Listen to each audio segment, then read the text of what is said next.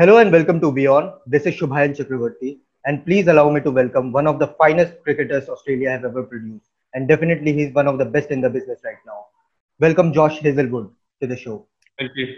Thank Hi you. Josh, how are you? How has been life in these past 3 months? I think it is difficult for everyone. It has been difficult for everyone. Yeah, it has been. It's been different. It's been difficult. We're just doing our business here. We're training, most days a week, probably 5 days a week, in smaller groups, 6 or 8 in a group. So enough for a couple of net sessions. And the weather here has been really good for a winter. So we've been getting outdoors quite a fair bit. So all's going well, and we're just sort of getting ready for whatever comes our way, and hopefully a tour to the UK, sort of late next month. So you are going to tour to the UK next month with a limited over series against England lined up. So have you been following the England versus West Indies Test series? I've been watching a little bit. It's Mhm. been, I guess, there's not a great deal of sport on, so it's good to get cricket back, international cricket. I'm sure a lot of eyes have been on the Test series, and it's obviously 1-1 at the moment with England looking pretty good in this last Test. So everything seems to be going pretty well, off the field as well with, Mhm. I guess, isolation and hubs that have been set up at the ground. So promising signs for us. Yeah. So, Josh, another crucial point has been the talk of the Duke's ball moving around the entire 5 days. So, but we all know the Duke's ball do give help to the pace bowlers, be it in the England conditions or anywhere else. But what is your take on the Kookaburra ball? Given the saliva won't be used, because Bretley recently in an interview with PTI raised his concerns regarding the saliva-less Kookaburra ball. So, how do you think it is going to pan out for the Pacers, especially? Yeah, it's going to take a bit to get used to. I guess it's a bit of a habit shining the ball with saliva, but I think sweat will work pretty well.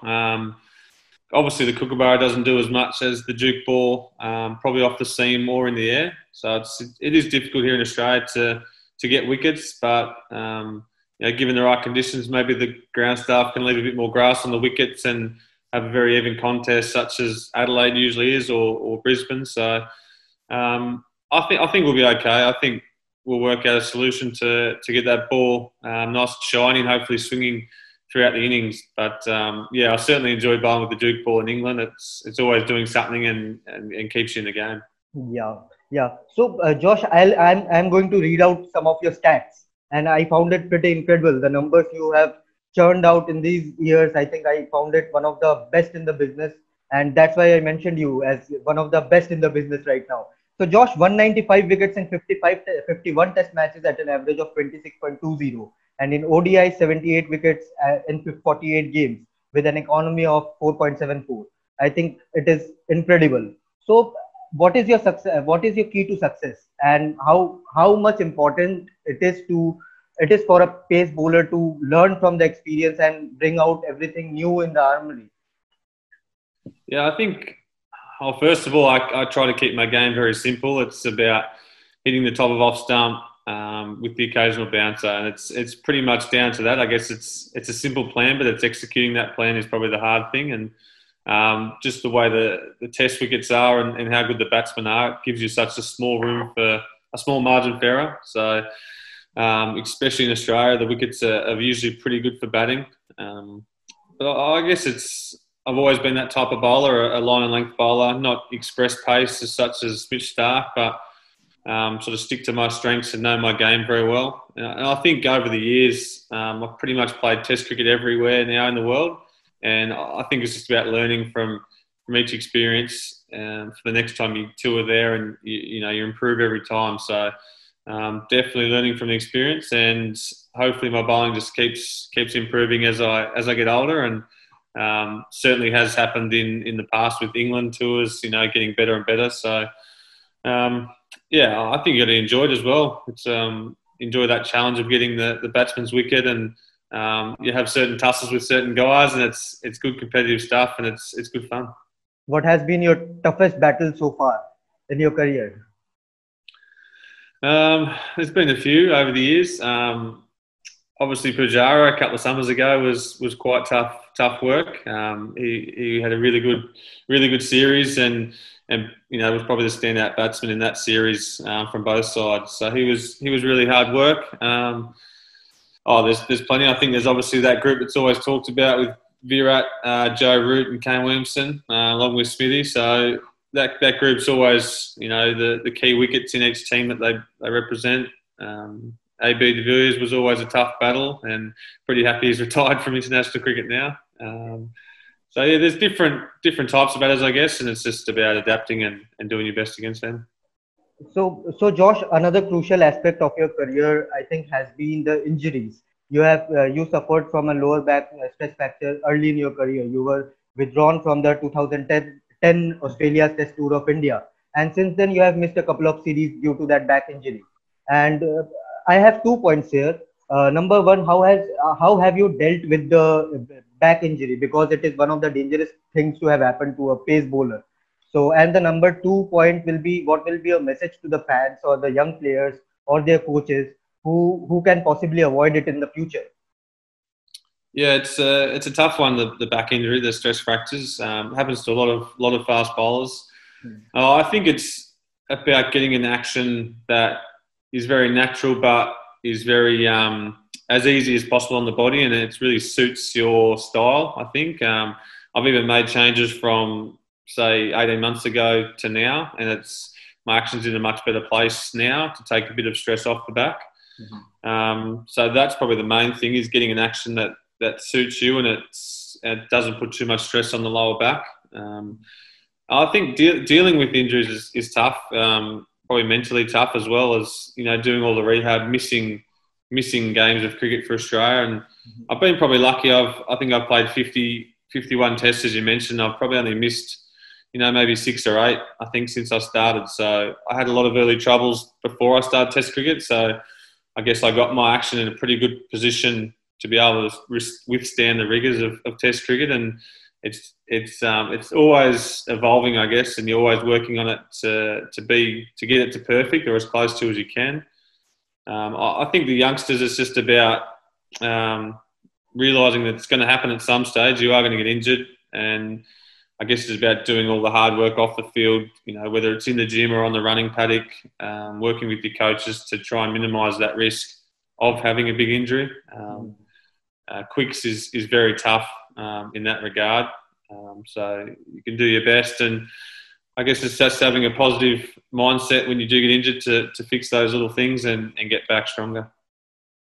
Great. That I think the youngsters are gonna learn a lot from that and take away something from that.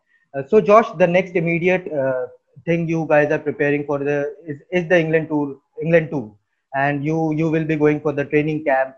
And so, how do you look at this training camp? Is it the best thing to get back into the rhythm and flow and get your fitness back again? Yeah, it's going to be tough. I think we're obviously doing as much as we can here in Australia. It's obviously a winter here, so it's tough to get outdoors, but we're doing enough with the bowling workloads to get ready. And obviously we'll spend a quarantine time in England before we start playing. So I'm assuming that'll be close to 2 weeks, which will give us a good 2 weeks together. We'll have probably more than 20 players there, so it's going to be enough for 2 teams hopefully, and do some nice centre wicket stuff and really get prepared, because obviously we haven't played cricket in a long time. One of our longest breaks since I started playing for Australia, and we might be a bit rusty. So and England are obviously playing at the moment, so they've sort of got a bit of a leg up on us. Yeah. But we're going to have to try and create an environment at training that's as close to match conditions as possible. That's probably the key. As you mentioned, England have already started their preparation and everything. I was watching their intra-friendly matches, and Moeen Ali, Johnny Bairstow, Jason Roy, Tom Banton, they were smashing it all over the park. And so how big a challenge will it be to face the world champions, the white ball England team? And what do you think Australia need to focus upon? Yeah, obviously England are probably one of the, well, if not the best side at the moment in white ball cricket, especially in England at home. So it's a huge challenge for us. And I think one thing as a bowling group we've talked about is taking wickets throughout the whole innings, rather than sort of building pressure through the middle and hoping to keep the runs down. It's about attacking as much as we can and taking wickets throughout, and then hopefully we're bowling at the lower order come, sort of last 10, 15 overs, and that really helps you I guess, keep on top of the target, of top of the runs. So that's a big one for us. But I think it's obviously just about probably the preparation is huge. As you mentioned, those guys are already playing, so it's just about getting that match conditions or as close to as we can at training, and have really good competitive net sessions or centre wickets. So I think preparation is a big key. So after that England tour, I think the next big challenge will be the IPL. You will be playing for the CSK, one of the most successful teams in the IPL history, and it is the best T20 tournament in the world. So how are you looking forward to it, playing for the CSK? Yeah, I'm really excited actually. It's been quite a while since I've played IPL or been in a squad. I haven't actually played a game yet. I was with Mumbai in 2014.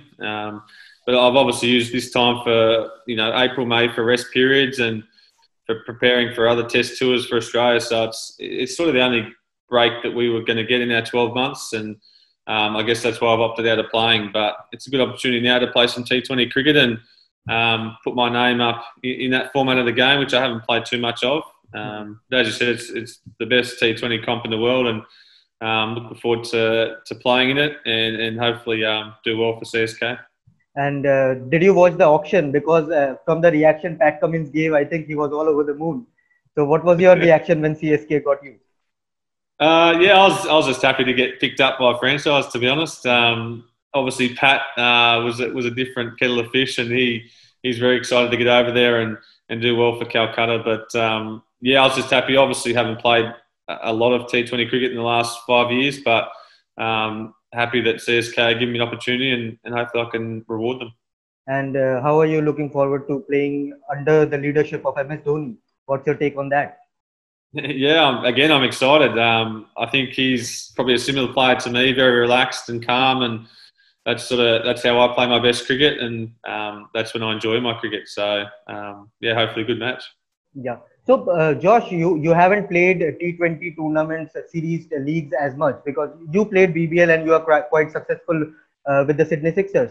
But then how do you look at cracking the IPL? Are you bringing something special in your armory? I'm always working on different deliveries, I guess, and different change-ups to slow balls, and always working on that. So hopefully over the next couple of months I can work on something and hopefully deliver it in the IPL maybe under a lot of pressure. But yeah, it's always good to try things. And after the IPL, the next biggest thing for Australia will be the India series, the Test series. I think the entire world has their eyes on. So, what do you think will be the challenge in that series, particularly against the likes of Virat Kohli and Rohit Sharma and Cheteshwar Pujara, as you mentioned? Yeah, I think obviously we've got Steve and Dave back. Obviously, Marnus has come along in leaps and bounds as well. So our bowling attack will be pretty similar to what it was. And I think our batting's got a lot more depth and probably experience since last time India toured. Mm-hmm. I think probably India's pace attack outbowled us last time. So that's something we don't like to happen on our home soil. So we'll be making sure we do everything possible to get one up on you guys in that department. But I think it's, as you said, everyone's going to be watching this series, and it's almost getting to the point where it's like the Ashes now. It's just a huge series for both teams, and we're obviously got a bit of payback to give to you guys after last time. So we're looking forward to it. It'll be great. Any specific plan for Cheteshwar Pujara this time? Nothing yet. We have to have a few team meetings and a few bowlers meetings to come up with something, because obviously he's a key along with Virat and a few other guys. So. But as soon as you focus too much on one player, I think another player can hurt you. So the whole top six is always looked at. And Josh, another important aspect of that series will be the pink ball test. Australia obviously have done so well in the pink ball test, and it will be played in the Adelaide Oval. So what's your take on that? How big will it be for Australia and India especially? Yeah, that's probably huge for us, that pink ball test. We've obviously played a lot of games there at Adelaide. We've got some good experience with the pink ball, and that's probably obviously a positive for us. But again, you've got to play good cricket. Again, we're playing at Brisbane as well, we love playing there. So we've got a few things going our way already, but it's just about executing on the day as well. So things can move pretty quickly with the pink ball test, and India got a great pace attack as well. So it's going to be good fun. As you mentioned, Indian pace bowling attack, going to come at you. How do you differentiate the Australian pace attack with the Indian pace attack, given that India now have the likes of Jasprit Bumrah, Ishant Sharma, Mohammad Shami, even Bhuvneshwar Kumar might come back. So I think they are at the peak of their powers, and Australia have done so well the pace attack. So how do you differentiate and compare those two attacks? Yeah, I think both have obviously got pretty good depth. We've obviously got our three guys who play most of the games, and then there's James Pattinson, Jackson Bird, Michael Neser, Joe Richardson. So we've got a good depth there as well, same as India. I think the variety in both sides is pretty good, to be honest. They're all a little bit different bowlers, similar to us. So Jasper's a lot different bowler to Ishant Sharma, and vice versa. So they've got some really good variety there, and I think it's a really good all-round attack, and it's something our batters are keen to put their hand up and try and get on top of. Obviously, it didn't happen last time, but got a few senior guys coming back in, and hopefully we can keep them out there for long periods and wear them down. So Josh, another crucial aspect of being a modern time bowler is that you need to improve with every match. So how important is it to learn the new crafts like the wobble seam, or say the reverse swing, or the knuckleball in T20s? So how important is to evolve with the time to be at the top of the game? Yeah, it's hugely important. As you said, I think conditions obviously play a big part, and if one place is swinging more, then it's about controlling that swing and making them play. And if it's not swinging but it's seaming, then it's a different story again. So it's about having all those strings to your bow, I guess you could say. And I guess that happens over time from playing at different grounds or different conditions. And it's just about calling upon those calling upon that arsenal to bring out and perform each and every game. International cricket's a tough game, and just when you think you're getting on top, then you get a big reality check. So it's always, as you said, you always got to evolve with the times and always improve. So Josh, last two questions for you. Number one, what will be your India and Australia combined playing 11? Like you have played against and played for. You mean present still playing, or present or past? Whoever you have played or played for or played against. Okay. That's a tough one. I'll start with the quicks. I'll have to put myself in, obviously. I think I'll put Jasper Bumrah and Pat Cummins. The spinners are tough gig. I think in Australia I go with Nathan Lyon, and in India I go with Ravi Ashwin. I think I'd stick with Paine as the keeper at the moment. Okay. The top order, I think probably hasn't played a lot of cricket yet for India, but Agarwal I think will be a very good player. We'll probably put him as a future star, along with I think David Warner. Yeah. And obviously there's Smith and Kohli there, and Pujara probably 3, 4, 5. Yeah. So the team's looking pretty good, and I think at 6. There has to be. I'd have to put Marnus in at this stage, or Rohit Sharma as a sort of change the game sort of player. I think it's a tough to pick. Tough to pick. So too many competitions, I think, in that lineup. So Josh, the final question for you: what will be your message for the fans who are watching, who are supporting the sport in this time, watching from their home and supporting Australian cricket as well? So what will be your message for them?